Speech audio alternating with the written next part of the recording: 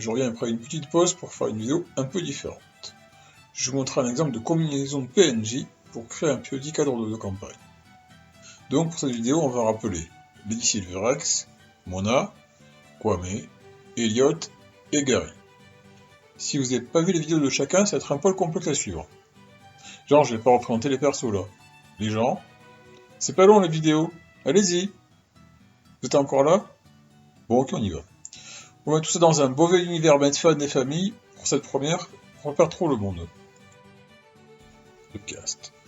On va mettre tout ce petit monde dans la ville de Pelagos. Une petite cité état plutôt prospère, et on va voir comment tout le monde s'adapte à ça. D'abord Mona. Mona est une noble qui est dans l'ombre de la famille royale, qu'elle manipule grâce à son culte. Elle cible les cahiers des familles et les veuves mises de côté pour se rapprocher du pouvoir. Ensuite, soit elle réussit à convertir les dirigeants de la famille, soit elle fait en sorte que les membres du culte remplacent les dirigeants actuels. Lady Silverax est la fille cadet de la famille royale, et voudrait prendre le pouvoir. Son père est vieux, veuf et à moitié gâteux. Elle s'aperçoit que son père est incompétent et veut faire en sorte de le remplacer. Gary est un ancien garde de la ville, qui s'est approché un peu trop près des activités du culte de Mona, et sa réputation en a été anéantie. Il travaille à la taverne de nigambistes pour trouver son ennui. Elliot est le dirigeant d'un groupe de réfugiés de guerre. Les campagnes environnantes se sont fait attaquer par des créatures qui ont obligé les paysans à se regrouper dans les docks de la ville, pour essayer de survivre entre mendicité et rapine. Il essaie de comprendre l'origine de ces créatures. Kwame est un artisan spécialisé dans les armes magiques qui est leader de facto d'un groupe d'habitants pauvres mais travailleurs. Il se méfie des réfugiés et a du respect pour leur famille royale. Kwame protège régulièrement des jeunes qui travaillent pour les différents artisans du quartier. Certains ont servi dans les zones importantes de la ville. Évidemment, il y a des liens entre toutes ces personnes, sinon tout ceci serait bien chiant.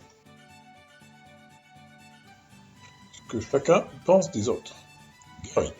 Ce qu'il pense de Lady Silverax. Petit noble qui n'est là que pour sa pomme. Il aime pas trop et pense que c'est une riviste dangereuse. Il ne lui fait pas confiance. Ce qu'il pense de Mona. Il lui en veut personnellement. Il les tient pour responsable de sa déchéance et se dit qu'elle est en train de faire pas quitter la famille royale et la ville.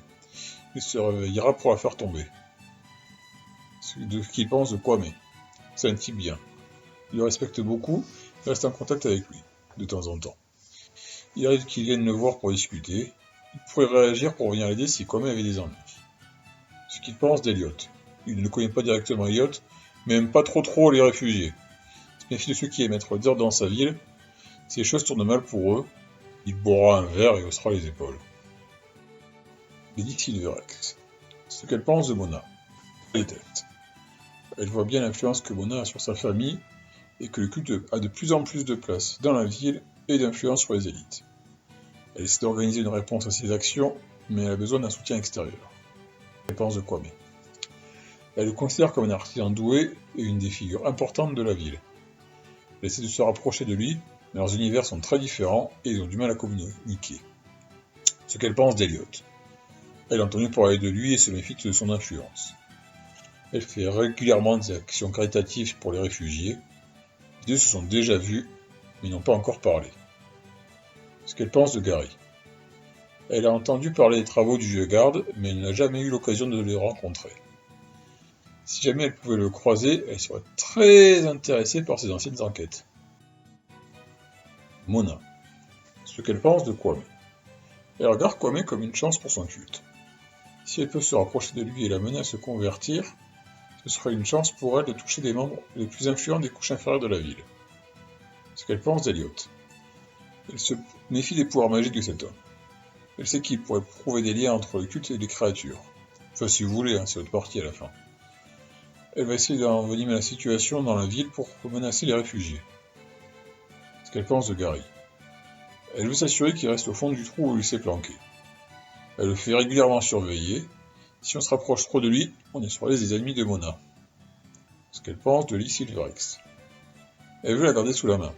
Elle apprécie l'ambition brûlante de la jeune noble et voudrait l'utiliser pour la gloire de son culte. Elle sait que c'est un jeu dangereux, mais elle est prête à le jouer. Kwame. Ce qu'il pense de Gary. Un vieil homme malade dont il faut s'occuper. Il a fait du bien en son temps, il mérite le respect. Ce qu'il pense de Lady Silverax. Membre respectable de la famille régnante. Il faut lui montrer la déférence due à son rang. En plus, elle est pieuse et généreuse. Ce qu'il pense de Mona. Une femme proche de la famille riante, Gary ne l'aime pas trop, ne s'en préoccupe pas beaucoup. Il a entendu des apprentis raconter des ragots pour les sur elle. Ce qu'il pense d'Eliant. Ces gens-là font beaucoup trop de bruit et posent beaucoup de problèmes. Il faudrait faire quelque chose. Elliot. Ce qu'il pense de Kwame. Ils sont souvent en opposition aux frontières des quartiers des Godoks où les réfugiés traînent. Les artisans bon ton n'apprécient pas les ordres nécessaires à la survie. Ce qu'il pense de Gary. C'est qui? Il n'en a jamais entendu parler de lui et a peu de chance de l'apprécier a priori. Ce qu'il pense de Lady Silverex. Une homme qui a une fibre sociale, mais fidèle, et lui laisse le bénéfice du doute.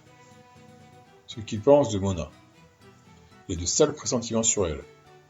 Il essaie d'en apprendre plus par la magie, mais des restants semblent s'opposer à ses pouvoirs. Comment intégrer vos PJ? Bon, c'est bien beau tout ça, mais on en fait quoi? On animer nos joueurs. D'accord? Mais comment? Eh ben, ça dépend. C'est qui vos PJ? On va commencer classique. Vous avez dit cliché? Vos PJ sont des super aventuriers, sans famille, prêts à tuer tout, sauver le monde. Vous avez alors deux manières de rentrer dans ce panier de crabes. D'un côté, les réfugiés. Si vos psychopathes, vos héros sont du genre fauché, ou alors aller sauver les pauvres, peut se retrouver à avoir un ami ou un contact dans les réfugiés, qui aura besoin d'aide et pourra les présenter à Elliot. Alors, Elliot pourra aller demander de l'aide contre l'une des créatures. S'ils ont plus de moyens, lors de leur achat de matériel de massacre, d'armes magiques, ils auront la chance de rencontrer Kwame. Il peut leur demander d'arrêter des réfugiés et leur présenter Gary. On peut mêler une créature à tout ça et se dire que ça risque de tomber sur Elliot. Un sorcier inconnu, caché dans un quartier louche, qui fait des trucs magiques louches, c'est sûrement sa faute. Gary pourrait être une bonne raison de passer à autre chose. Si vos PJ sont des enfoirés d'exploiteurs des nobles ou des nantis, ils seront sûrement introduits à la cour de la ville pour saluer la famille royale. Les joueurs seront alors soit découverts par les membres du culte de Mona, qui alors aura l'idée de les recruter, à base d'argent, de postes de pouvoir, et éventuellement de pouvoirs magiques spéciaux, soit rencontrer Lady Silverex. Elle voudra absolument se rapprocher des nouvelles forces en présence dans la ville, et essayer de faire comprendre les problèmes liés aux activités du culte. Et elle essaiera de comprendre comment employer les PJ pour gagner du pouvoir. Il est aussi possible qu'ils soient envoyés par une ville voisine ou une autre religion de la région pour essayer de démêler les problèmes liés aux créatures ou à quelques rumeurs d'activités hérétiques. Et maintenant, que vais-je faire? Vous avez des joueurs, des PNJ. Maintenant, comment faire en sorte que ça porte en vrille? Les trucs qui pourraient bien faire bouger la situation. D'abord, un jeune apprenti de Kwame, qui traîne un peu trop vers le quai des réfugiés, disparaît. Les autorités de la ville, bien poussées par Mona, en profitent pour s'attaquer aux réfugiés. Ça fera de la place. Le frère de Lady Silverex rencontre sa future femme. Mona en profite pour essayer de la recruter dans son culte. Ça lui fera une place dans une nouvelle ville. Or, un des membres de la suite est un ancien ami de Gary. Enfin, une des créatures que le culte a tenté de contrôler leur échappe. Elle se retrouve à foutre le zbeul dans la ville, et tout le monde en prend pour son grade. Du coup, le culte essaie d'éviter de se faire accuser. Voilà, j'espère que cette vidéo vous a plu. Je vais arrêter là pour cette histoire. Si ça vous donne envie de l'intégrer dans vos campagnes, n'hésitez pas à me le dire en commentaire. En attendant, c'était Poirot qui vous souhaite à tous de bonnes parties et plein de bonnes choses d'ici la prochaine fois. Ciao!